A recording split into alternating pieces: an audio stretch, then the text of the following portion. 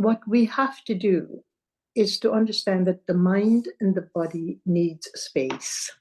And the wider the inner space gets, regardless of our troubles and difficulties, the healthier and happier we are going to be, and our family as well. These are sadhana. Sadhana is about moving with the tides and moving with exactly where you are.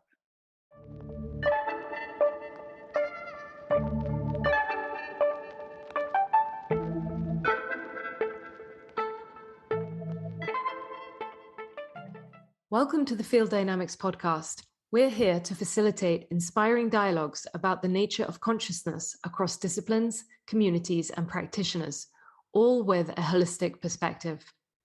From energy healing to somatic therapies, from neuroscience to meditation, we believe the most interesting things happen at the boundaries of disciplines. I'm Christabel. And I'm Keith. Thanks for joining us today and enjoy the episode.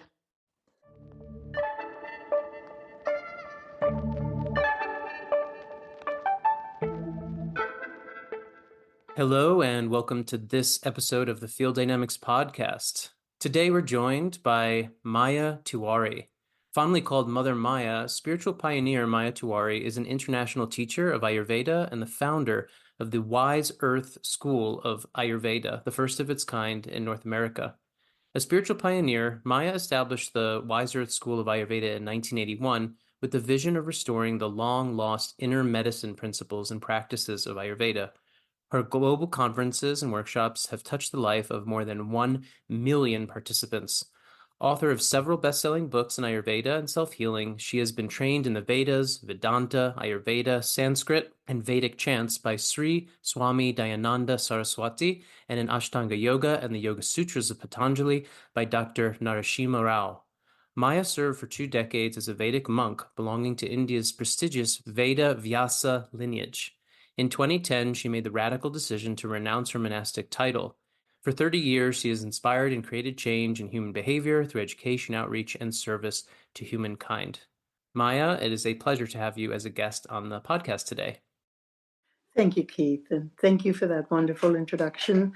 And I must say it's such a pleasure to be with Field Dynamics and to continue your conversation in how we can increase our individual and personal awareness, because after all, that is where our changes and our growth and prosperity lies.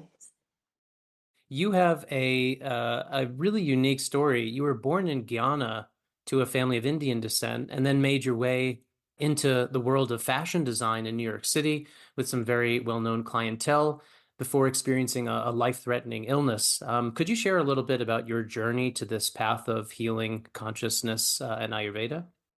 I think my journey is not dissimilar to so many of us, Keith. Those incredible people you've been talking to on your podcast. It is always unusual. I think every individual story has an amazing amount of understory or backstory. And my backstory is that I came from a village of 500 people, landed in Greenwich Village, thousands of creative souls in that little bohemia. At the age of 16, I was there to study, and then met Stella Adler, who became my first major teacher in America, with the Stella Adler Conservatory, where I continued my studies in European literature. In Guyana, which was then British Guyana, we had wonderful education, but it was limited to English plays. The whole world circumvented its values to one thing only, and that is extremely British. And so basically, moving on to New York was for me such a joy. It was early in my life. I did, as you say, had another career. I wanted to break free from the stern and stoic Brahminical background in which I grew up, even though we had been transported, my grandparents, from North and South India to British Guyana at that time. But New York is still an extremely creative city, and what I call home.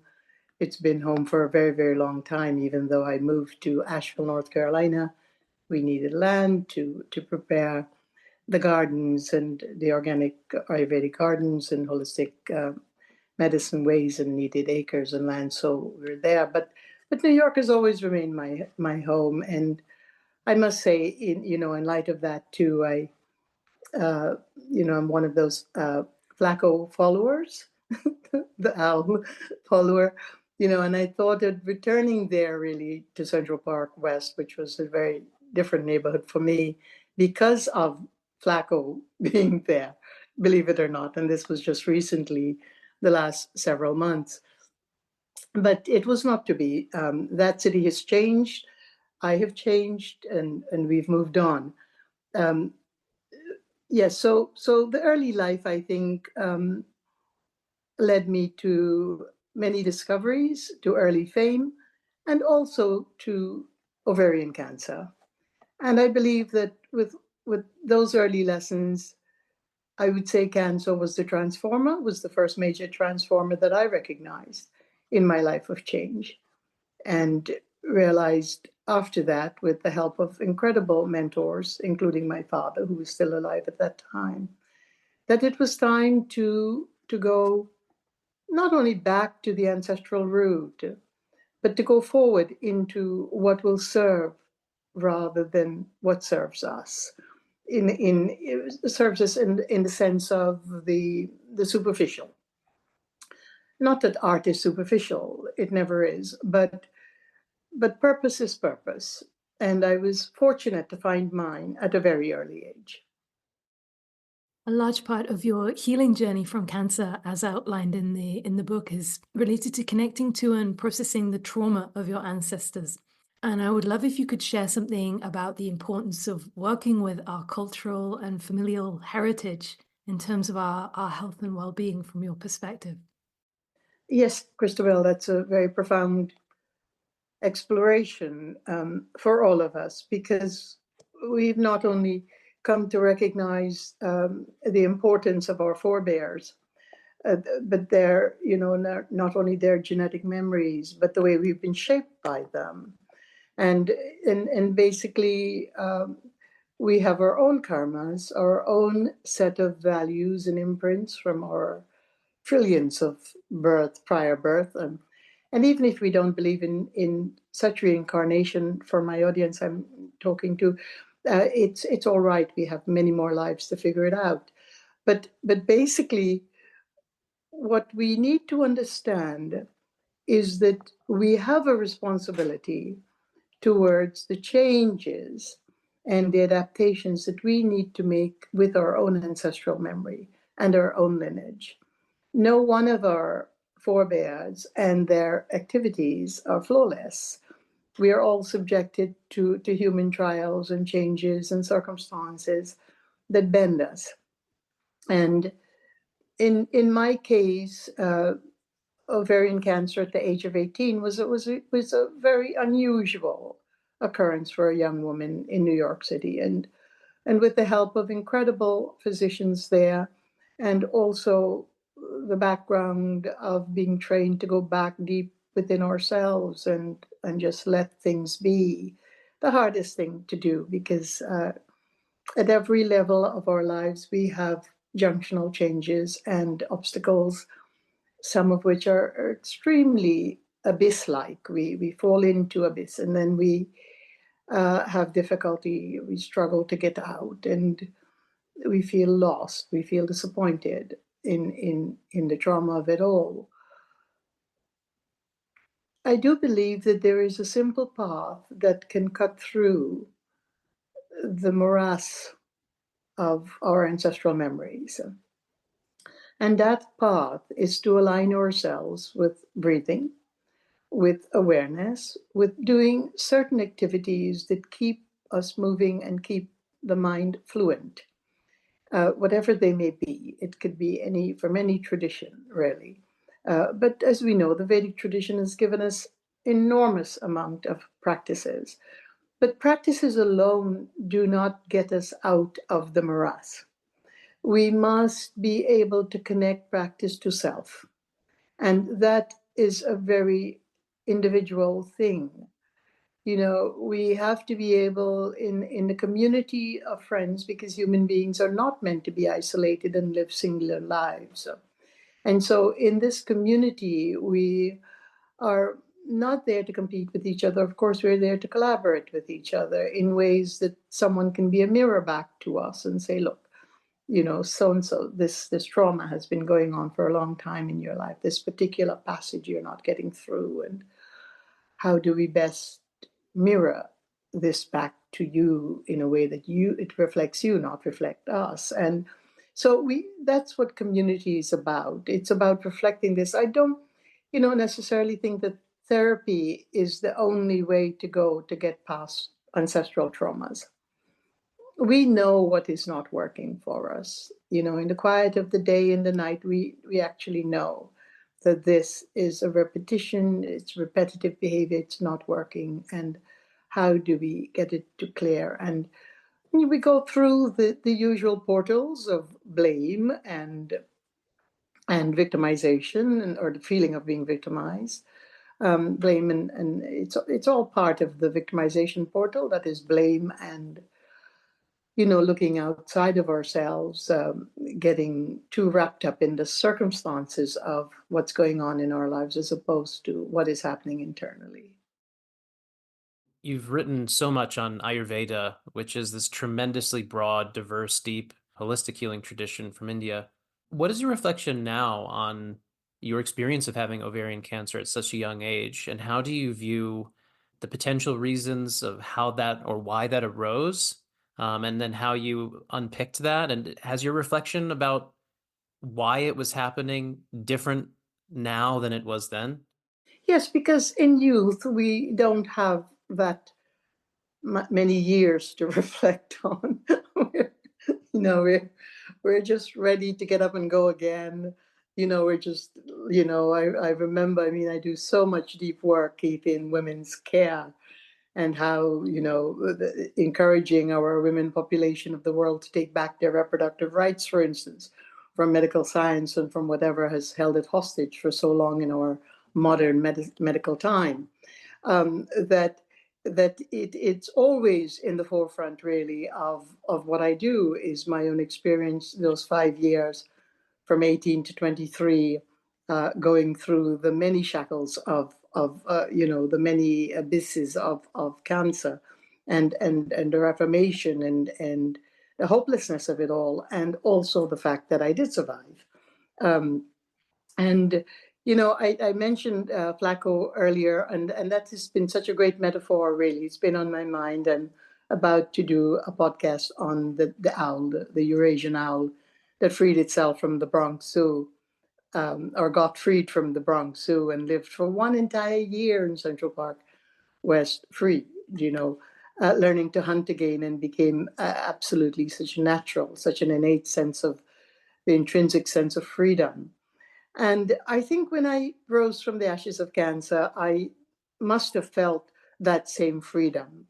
But the freedom, the momentum took me back to the ancestral land, to my Vedic tradition, to the heritage of Veda Vyasa, to becoming a scholar in that tradition. Not that I wanted to be a scholar, but that's the type of education that it was. It was thorough, and it was clean, and it was pristine, and it required intense amount of disciplines.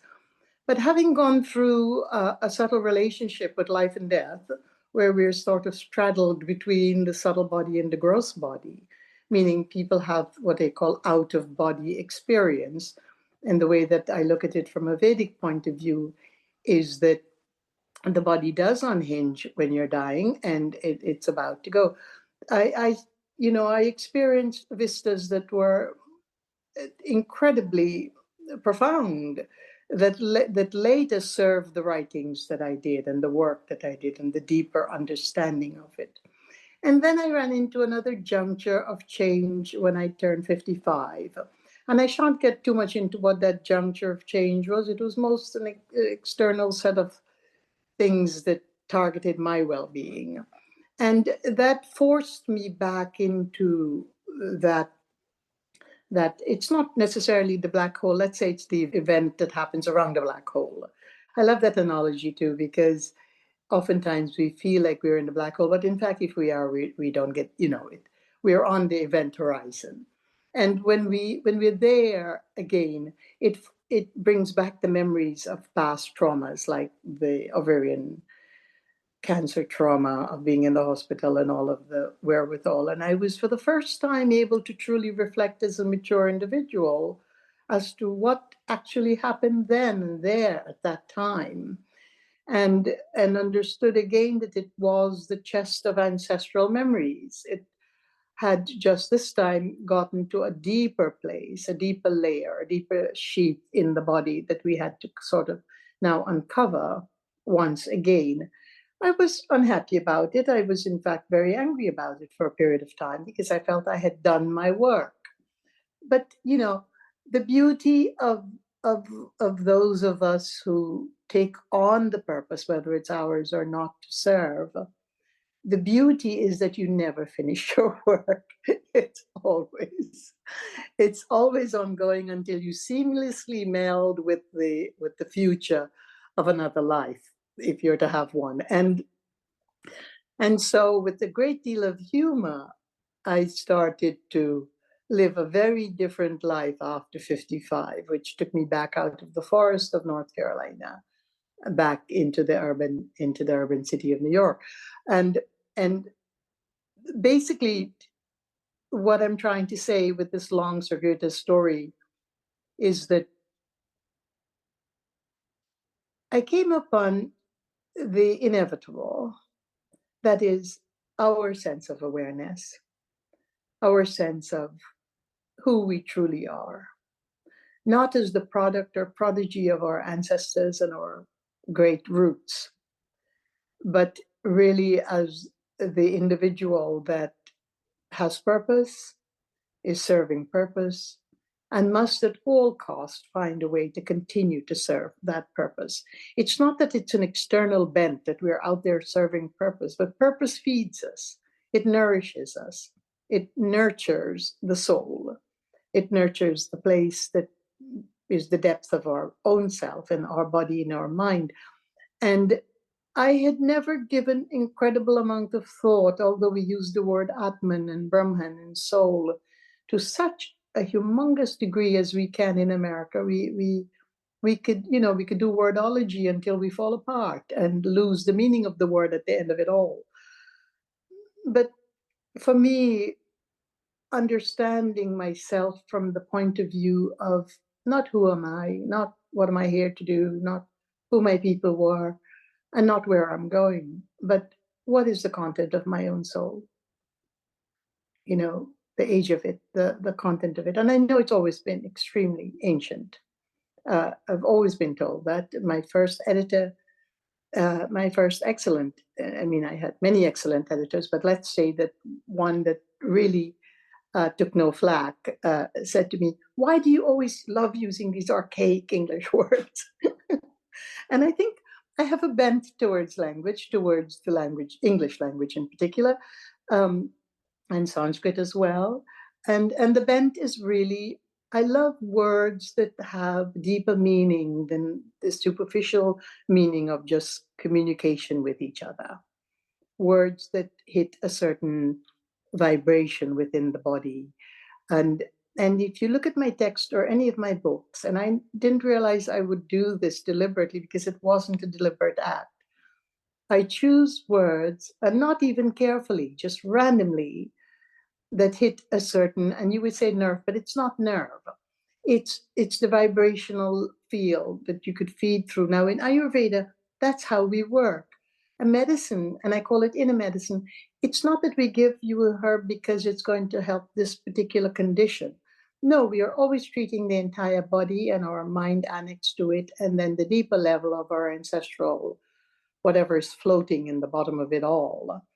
And so we always use a combination of herbs, or what we call the vehicle that we put the herb in to get into, to actually project into the deeper tissues.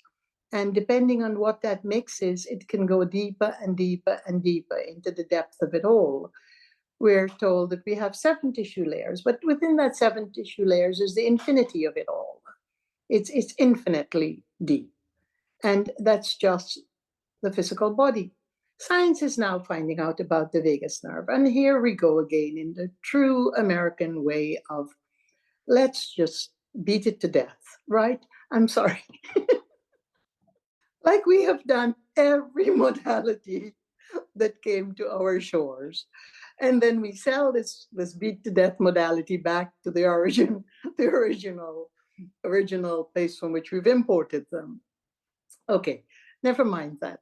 You could tell that I have certain very strong social and political bent. I am a revolutionary. That will not change. The path of revolutionizing myself is the question you're asking. So many directions in which we can go from that. A myriad of questions are running through my mind. I'd like to return, actually, the thing that resonates the most to me is that reference you made there to Sanskrit and to the potency and the vibration of words. You were fortunate, I understand, to spend many years studying Sanskrit and Vedanta with Sri Swami Dayananda Saraswati at his ashram in Rishikesh, which is a special place in my heart. I was fortunate enough to attend and study just a little at one point in my life as well. I wonder if you could talk to us a little about that, because on hearing chanted Sanskrit sort of live in person for the first time, that touched my soul in a very special way. Christabel, that's an unusual question for me in an interview, but I'm so thankful that you visited the beautiful Ganges, and that is an especially exquisite part of the Ganges River, and all the memories of water that our incredible planet holds, and sacred water is sacred water. The Maoris in New Zealand gave water its identity, a personification, the identity of a person. And this way they felt that the laws would best protect the person of the water, of the river, which I thought, oh my gosh, that's such an amazingly brilliant deduction to make, because we still, as human beings, look at nature as outside of us, something to be used, something that benefit us. And this selfish, young karmic slant on it all is why we're in the troubles that we're in today. But getting back to Rishikesh, it was my first home away from home, and the first time after 200 years that any one of us had returned back to the motherland.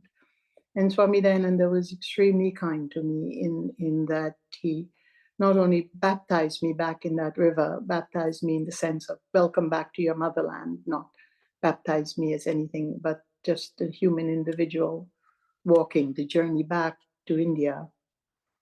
And so for me, those were profound years. I went between Rishikesh and our ashram in Pennsylvania, and then later on our ashram in Anakati in the Nilgiri hills of South India, in Tamil Nadu. But Rishikesh was the most special of it all because of Ganga, because of the Ganges, and because that ashram was the first place in which Swamiji had a tent. It started out with him in his teenage years in a tent where he was a sadhu, just a brahmachari, a young person going towards the monastic life, and did his incredible studies. So all of those memories were earthed in that location, that space, that vastu, as we say. And for me to be brought back there, the changes were amazing. When I took my first vows as a brahmachari, and that's not necessarily that you would become a full-fledged monk, but it was wearing white and walking in the journey of my dedication, a commitment to the studies, a commitment to living a life that this was its highest priority at that time in my life. And that ceremony, I wrote about it in Secrets of Healing, where I felt it was a very windy day in the early morning at 5 a.m. on the river. And if you've been there, you know that our first set of chanting and prayers begin at 4 in the morning, at 4:30. And it's freezing cold on the concrete seat of the temple. And then the winds blowing and whatever. And in that light, we do our snan, which is the dip into the Ganges, into these incredible waters, and now, of course, science finds out that the cold dip like that helps the vagus nerve. But anyway, we'll get back. I'm writing a new book, and it has to do with the ancient understanding of how, vagus nerve is just a very tiny component of our Vatika or Vata body and how it all really fits in. So we don't keep isolating pieces. We're always looking for pieces and they don't fit. And then at the end of the day, we make such a muck out of it. But nonetheless, for years, more than 20 years, the early morning prayers and chanting. Love to chant. I absolutely, the vibration of it is really phenomenal because it's not a language. Sanskrit is really not a language. We call it Devanagari. The communion between, let's say, the deities and the gods and the goddesses. But we all have the god and goddess aspect within ourselves, the Shiva Shakti, the understanding of our primordial feminine, primordial masculine. And so we're simply clearing air, we're clearing environment, we're clearing the tissue pathways, we're clearing all of absurdly difficult memories that we carry within us and hold on to. And it's not a simple thing. Many try to say that it's egoistic, and because of the ego, we can't get past the challenges. But it's not so. That it is true that a certain amount of belief system that this is sacred, my body is sacred, and if I've been raped and if I've been hurt and injured in some ways, then it shouldn't happen and I will resist it. That's a very natural human behavior. We cannot then go and tell this person who's experiencing this incredible abuse that we have to get beyond it and look at it as a lesson and understand this lesson will bring gems. It doesn't work like that. It doesn't work like that because at the bottom of it all is, my teacher was named Dayananda. It is compassion. It's the infinite compassion is what it means. Beyond all of it, our best medicine is infinite compassion. It's not about telling us which lesson we can jump from, because that's not true. This is a very superficial skin over the act of healing. And so Rishikesh, yes, Rishikesh is the land of the rishis. That's what Rishikesha means, the place of the rishis, of the ancient sages. And the ancient sages were not just men. The ancient sages were also amas and women, but we had different roles. And when I dropped my robe, it wasn't out of disrespect to this incredible tradition. It wasn't out of a lack of allegiance to my Brahminical blood, because blood is blood, and it's wonderful to have an understanding of our deep ancestral memory that can create gems in the mind for us to spill out in words. And all of our tradition. Look at the musical traditions of Europe. Look at the genius that carries. Look at we look at the land and the incredible traditions of the ancestral blood of the native people, every native people, the Maori, the Australians, the Amazonian natives. Absolutely, if we were even to share 1% of it, we would be 100% better off than we are today in every level of our existence environmentally. So what we're looking at then is to cherish that motherland within us, but to also break free from the tethers of what doesn't serve us. And let's look at it this way. If we're to put it in an equation, almost 50% of what we carry in our bloodline and in our belief system tied to that bloodline is useless and counterproductive. And the other 51% is absolutely necessary for us to create the path of awareness within ourselves. So when life is sloughing us off, why do we need to take 3 million trillion births to get to the place of ananda, of the samadhi that we look for, because this is such a difficult thing to separate, to shed off, to just wean off the dross from the gems. And that's all life is about. Awareness is about just separating the dross from the gems and prayerfully letting the dross be, and treat it with ultimate compassion, because dross doesn't want to leave. Dross is attached. Dross is our sense of attachment. Dross is our sense of everything we thought we were. It's breaking the identity into smithereens. And that's why it is so hard to let go of it. And we shan't force people to do that in one lifetime, but we can do it in little bits, in grand little pieces and little baby steps, in the way that just say, I am at honesty with myself. I'm in an honest relationship with myself. I'm examining the areas that I dislike. I am examining my angst and my anger. I am not trying to make a conclusion of any of this, because we can't. We don't have enough awareness, information honed over however long our karmas have been living to truly make a conclusion of any of it. You emphasize there the profound value of compassion in our inner journey, and just in the general sense of deepening into peace, acceptance, and spiritual development.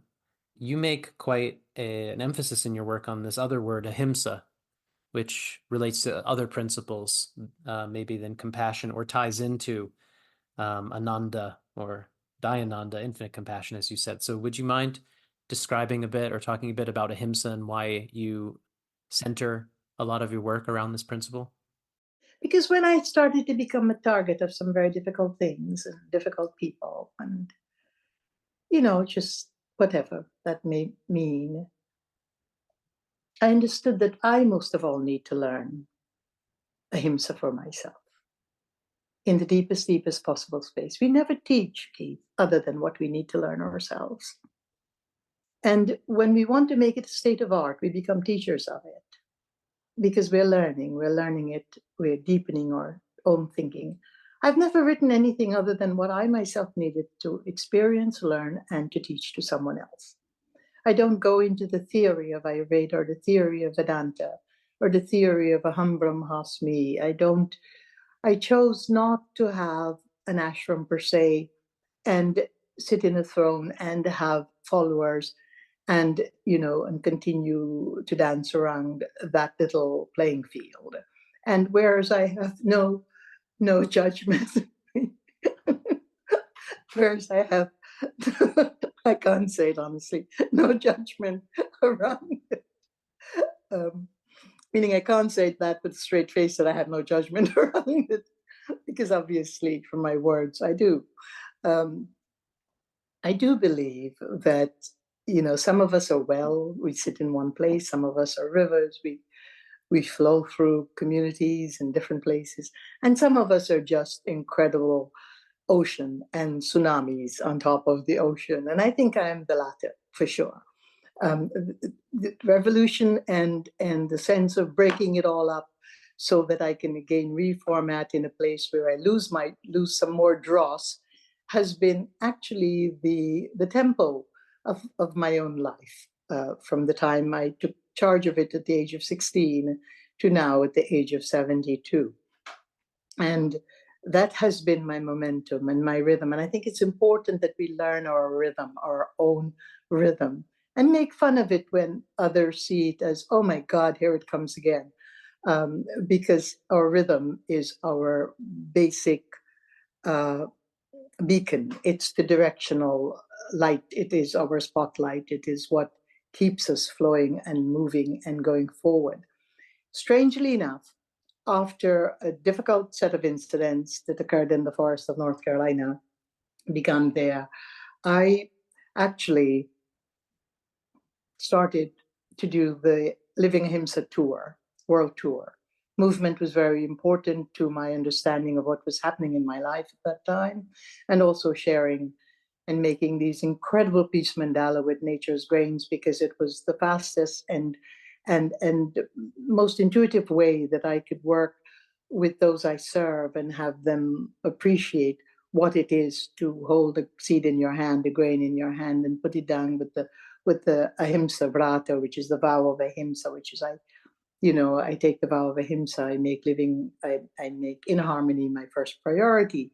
Now, this isn't a vow to anybody else. It's just me trying to clean out the lens of my own being so that I can have implanted the seed of Ahimsa in my own mind.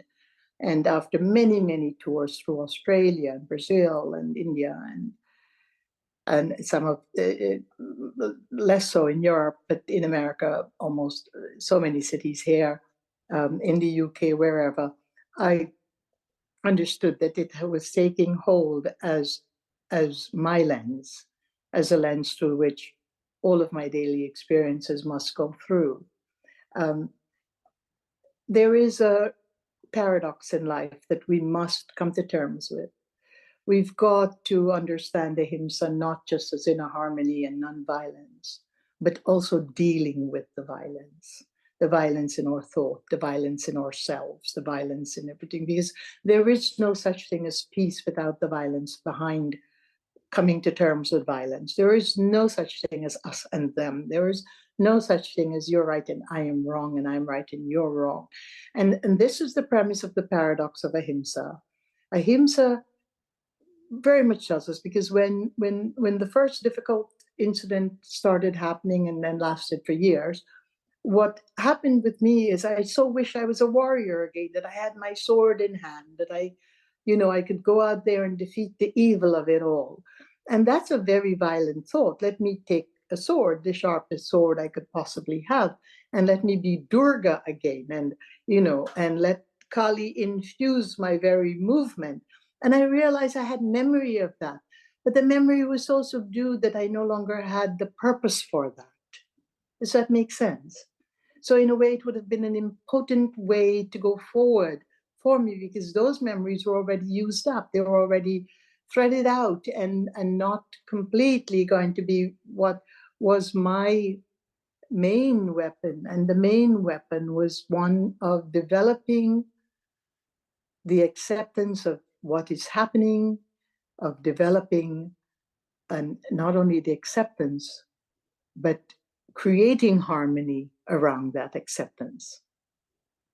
So Ahimsa became a very major tool, weapon, the way my lens for me to be able not only to survive, because for a few years I spent just in survival mode with what was happening, but to get past the survival stage. Survival is not a negative thing when we are in that space.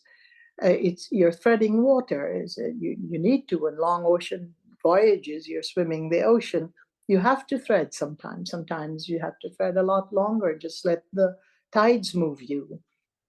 And so that's all survival is. And basically, you get to the point where you can move again forward with your own limbs and your own limbs of mind. So Ahimsa is extremely deep. It's profound. It is, let us say, most of all, a paradox. It is that field of sliding, slipping, falling, getting up. We don't have to do any of it. We don't have to get up if we fall down. We don't have to fall down if we get up. The fact is, when you're in your, what is the word, cultivation, if you're in a cultivation, you do as it leads you to do. So that's a very difficult and a very strange explanation for Ahimsa. You're highlighting something very important, which I appreciate, which is the relevance of humor in our path, in our journey, and the real importance of that. And I also really appreciated your reference to the synonymous nature of teaching and learning.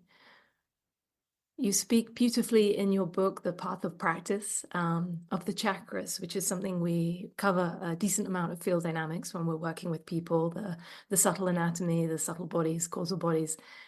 And you speak of the 7 stages of life, the journey to incorporate and transcend particular energies and lessons inherent to each chakra, as it were, as we move through the stages of life. And I wondered if you could talk a little to this evolution for our listeners. I think it's important that we understand that the evolution cannot happen in one lifetime, that it takes so many lives and rebirths and lessons and pain to do it. So when we try to make an assessment of, let's say, deeply traumatic situations in our lives, like the wars in Ukraine and Russia, the people enduring this, like what happened in the Holocaust, what happened in every war, what the disasters of it all, is that we're not going to find repair the way that we understand it immediately. That we are going to have to step back in any trauma situation, in any development of the 7 layers in our body, the 7 layers in our mind, the 7 layers in our universe. In any of those developments, we need friendship, we need trust, actual physical people that we can trust, the few that we can. We need a community, we need to reach out when we feel the most isolated. We need to be able to, we could say self-love, but that means so many things. People beat themselves up. I know women in particular, Christabel, beat themselves up because they don't think they have enough self-love, because all of the preaching about self-love, self-love, self-love, how many baths a day can you do? How many massages can you take? How many, yoga classes can you do? How many and why you're on a tether? We have tethered ourselves to practices that we think will heal us. And we keep getting more and more competitive with the tethering of these practices, and we take them completely away from sadhana, from the inner medicine healing value of it. And then we make them into the state of the Olympic arts of athleticism or whatever, and whereas there's nothing wrong with it. This is not the goal. How do we develop through our traumas from stage to stage? Forget the stages. Let us just say that the act of self-love can be just sitting here and doing learn a simple breathing exercise. Learn a simple humming, like the bumblebee humming, just closing the eyes, lightly closing the ear and the lips and the mouth, and just humming inside, like,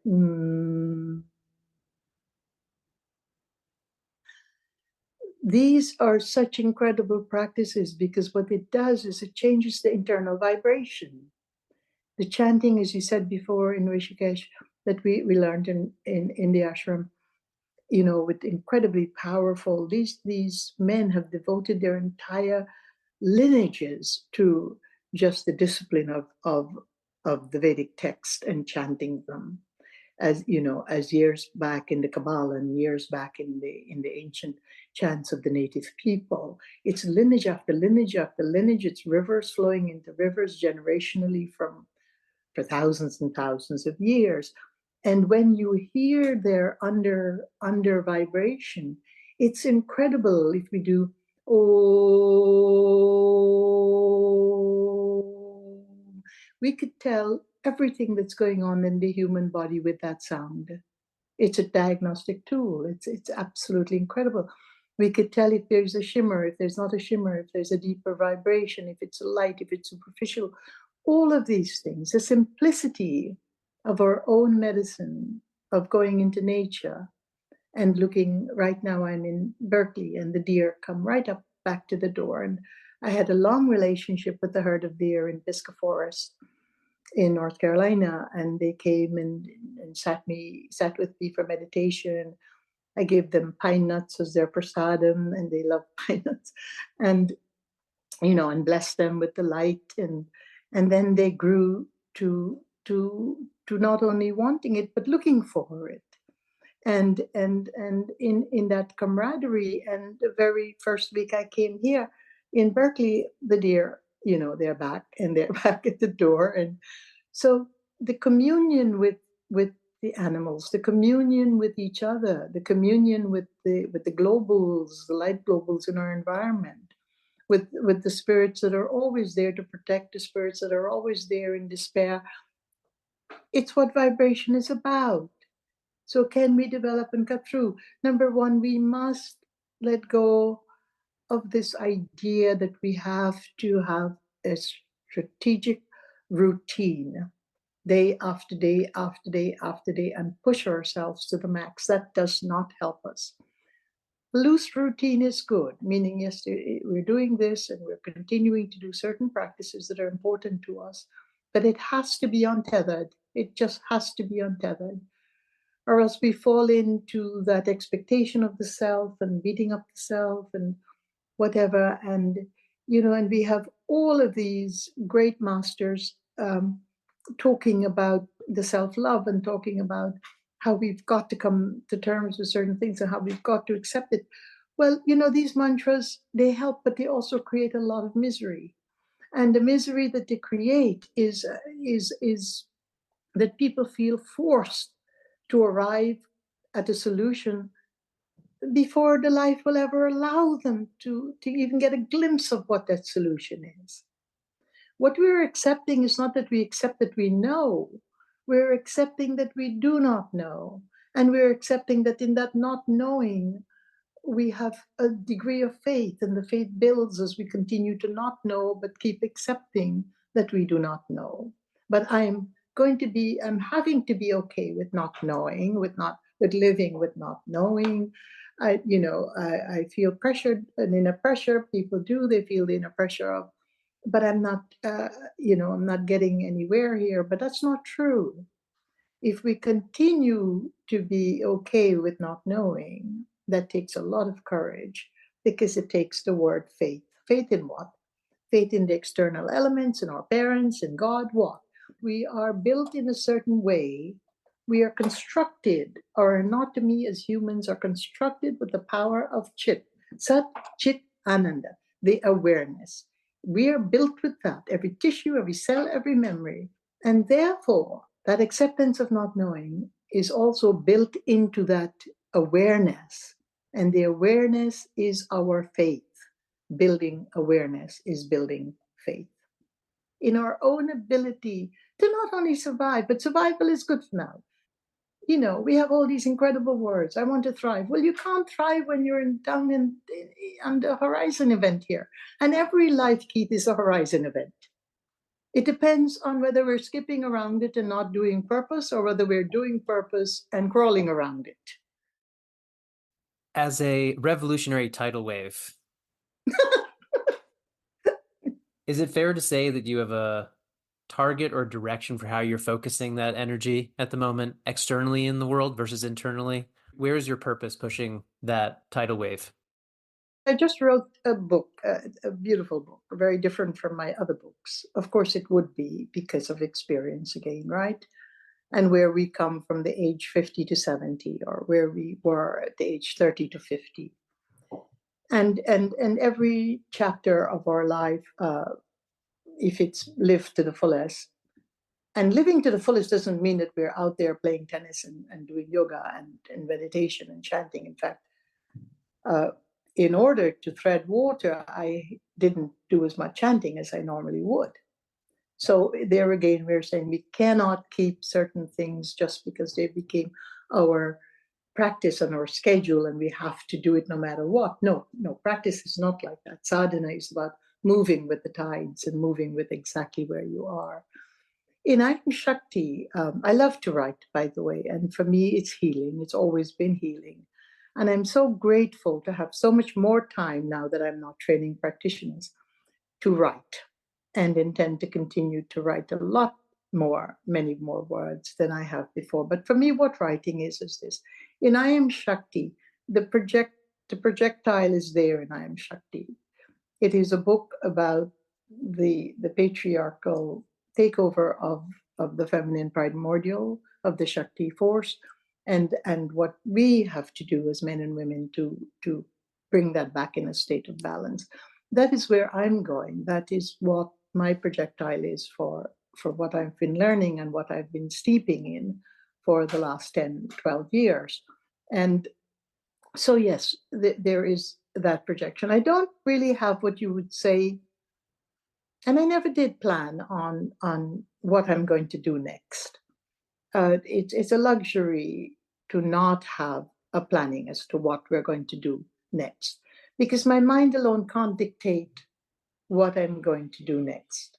It is the entire being of soul that's pushing me forward, and it's pushing me into writing. I will start another deep book, and I'm Shakti is an extremely deep book, and it will go more towards the feminine activism press as opposed to the holistic press. But it's not that my work has changed, it's just that purpose develops. It grows. It grows where it's growing to go and going to grow. And so basically, the next is dancing with death, not because I'm planning on dying or anything like that, but I understand that we do need to understand what the preparation is for afterlife, and that's a topic too that's a difficult one for people because of all the brainwashing and all the mistraining and all the misbeliefs and all the tomes of whatever. But that's another deep book, like I'm Shakti. So I thought in the interval I'm doing the wonderful book on what the Vata body is about, meaning explaining the vagal nerve in its context as opposed to isolated and alone and stripped out there. So projectile is about writing, but I didn't start doing that because I just got up one day and said, okay, I got to write again. It just happens. It's just what pushes you from inside. You've spoken a little of this commodification, if you will, of wellness and to a certain extent spirituality, particularly in the Western world, and the appropriation of certain modalities, cultures, teachings, learnings from other cultures, and our obsession with placing this into silos, top tips, 7 ways of doing this, 10 minutes a day, etc. And the way in which the Western mindset is engaging with wellness practices. And you've spoken a little bit as well about sadhana in this practice. And I wonder, just in closing, if you could share whatever comes to mind around this ideal of how people might apply themselves in a non-linear, non-mental body sense. All right. We breathe. We have to as human beings. Breath is so extremely powerful. It is so much more powerful than we think it is. And no amount of pranayama practice that we learn can tell us how powerful it is. Just catch ourselves in a daily way to breathe, to sit back and do nothing but breathing. However we know breath, whether we inhale and exhale, or we can do the Brahmari or bumblebee breath. It'd be lovely to learn a few good breaths, like the fire breath, to let out angst when we have it. Like that's the, just it clears angst immediately. It clears pain too, because while you're busy firing out the breath, you're not feeling any of the usual pains. A few breaths, but most importantly, pause. We don't take enough pause. We exhaust the mind. We exhaust our body. We have exhaustive routines that we live every day, some of which we kind of have to do. We have children, we have to take care of them. The system itself has made the childhood and what they do and the amount of books they carry on their backs it's just changed everything. It's not the way. We have to start lightening up, but we also are working with the system, and we cannot always lighten up when the system is forcing us to do certain things with our children. And so that's been a very, very difficult place for mothers and fathers alike, and teachers as well. But what we have to do is to understand that the mind and the body needs space. And the wider the inner space gets, regardless of our troubles and difficulties, the healthier and happier we are going to be, and our family as well. And what do I mean by inner space? Inner space means we take 30 minutes at the time of day when we can, no matter the deadlines, and we sit And we breathe, and we can think if we want, but we're not going to say don't think, because mind doesn't work that way.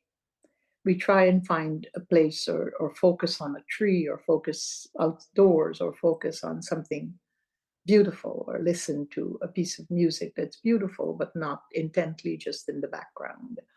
And we pause.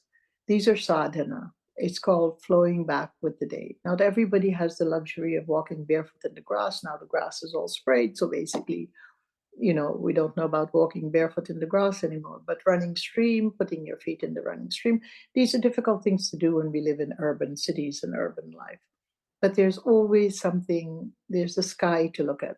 There's some rivers in cities, there's a tree, there's a park, and then there's the inner space of your home, a space that we must create that is free from all appendages, even if it's the size of a closet, that we make it into a beautiful little space, with a place we can just light a little candle, or light a little ghee lamp, or put a flower, or put an image of whatever deity or ancestor we want, and just keep it simple. A space we could sit there to just pulls on the inner vibration to be flowing back and forth at us. Inner medicine means we can nourish ourselves at any time, at any place, in any situation. And ladies, especially, when you need to take rest, please take rest. You can leave the task and just say, I'm going to lie down, I'm going to take rest. We need to get rid of the tiredness. We need to get rid of the push. We need to just take time, junctional time, intermittent time during the day, to do these simple things for ourselves. We can encourage our family to be a little less quiet over dinner, and not keep the gadgets running, the TV, the phone, whatever. We can make rules about that in our home. No phones at the table, no whatever, enjoy our meal, taste our meal, whatever. Life is that simple. We've just come so far from it that it sounds like what a weird set of things to do, but it is that simple, and we have to keep creating that simplicity back in our life in a way that works. I have, for instance, and back to Keith's deep question, and I've been mulling that question to Keith for so long that it did hit a spot here. But on that deep question, you mull what it is that is going to happen next. What I know, not what is coming next, but what is not going to be anymore from the past. And that is that my years of training practitioners are finished. My years of running a nonprofit school are done. My years of the things that I've done in the last however many years, beautiful work, beautiful teachings, not there anymore. And sometimes it's good if we take stock of our daily lives, Christabel, and the daily things. Sometimes it's better to know, and it's always more authentic that we know what we no longer need to do, rather than what we think we want to do, or should do, or wish to do, or project into the future. The present holds a little bit of the past, and we could say, I don't have any more interest in that. And so we're cleaning up the present, we're cleaning up the present, we're cleaning up the present. We can't always be present, because if we are present, we can't do the work we need to do. We can't take care of our children, we can't go out and buy grocery, because we are so present, we can't move forward. So we have to have the edge of forwardness in presence, and we have to have an edge of the past in the present. But the beautiful thing about moving forward doesn't need thought to move forward. Moving backwards moves us forward, meaning when we're in the present, if we can easily know what we've already done and no longer wish to do, we are moving forward. Wonderful thing to sit with, that last sentence there. Where can people find you if they want to view your work, or is there anything you want to share with the listening audience that you're working on currently? Thank you for that opportunity, Keith. Just that I'll be around. I will be around. The website, mayatiwari.com, is a good place. We are updating it. My tech gals are updating that. And we still have wiseearth.com. And we do have the online courses running at learn.mayatiwari.com. These are 3 places that you could keep up with what's going on. I am accepting a few invitations to do conferences. I have not stopped completely. I do appear in major conferences and continue to do some of that. But most of the my next book will be out probably by the end of this year. I am Shakti, and I love doing book tours because it becomes a form of consultation with endless numbers of women and men. My book signings usually last from 3 to 6 hours of meeting and greeting, and I love that. I love moving about. So you will see me about, and I'm just so grateful, really, for the support that I do get, the grace of the universe and your graces as well. And it's been an absolute honor to meet you, Keith, and to meet you, Christabel, and all blessings on Field Dynamics. It is such a powerful podcast.